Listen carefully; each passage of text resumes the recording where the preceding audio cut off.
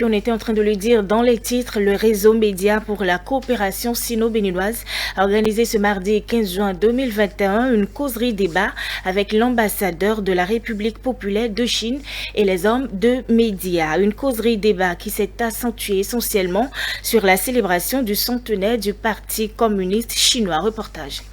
C'est une causerie débat dénommée les Mardis de la Chine, organisée par le réseau média pour la coopération sino-béninoise. Cette séance d'échange a pour objectif de présenter et exposer aux journalistes les actions, les avancées et les perspectives de coopération entre le Bénin et la Chine. Pour l'acte 1 de cette initiative, les réflexions se sont focalisées sur le centenaire du Parti communiste chinois, en abrégé PCC. Reçu par le président du réseau média pour la coopération sino-béninoise, l'ambassadeur de la République populaire de la Chine près le Bénin est revenu sur le parcours du Parti communiste chinois. Le centenaire du Parti communiste chinois.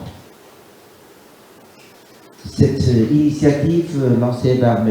Wen pour la première apparition des mardis sur la Chine est bien choisie. C'est vrai, le PCC aura son centenaire. Pour connaître la Chine, il faut connaître le Parti communiste chinois. Alors, qu'est-ce que c'est que le Parti communiste chinois? Certainement, ce n'est pas le même dans le média occidental. Il y a 100 ans, ce parti n'a seulement 50 membres. Et maintenant, 100 ans après, ce parti a 91 millions de membres. Le Parti communiste chinois a été créé le 23 juillet 1921 et est depuis lors l'un des plus grands partis du monde. Pour l'ambassadeur Peng Jingtao, ce succès relève de 3 points fondamentaux, à savoir. Personnellement, je pense qu'on peut trouver 3 raisons. Premièrement, parce que sous la conduite du PCC, la Chine a trouvé une voie de développement qui s'appelle le socialisme à la chinoise. Deuxième raison, représenter les intérêts de la plus grande majorité du peuple. Troisième raison, depuis la fondation de PCC, il n'a cessé de se développer et se construire. Après la présentation succincte du rôle et l'objectif du PCC, les hommes des médias ont exposé leurs préoccupations. En tant qu'ambassadeur, comment comptez-vous organiser la célébration de ce grand événement qu'est le centenaire?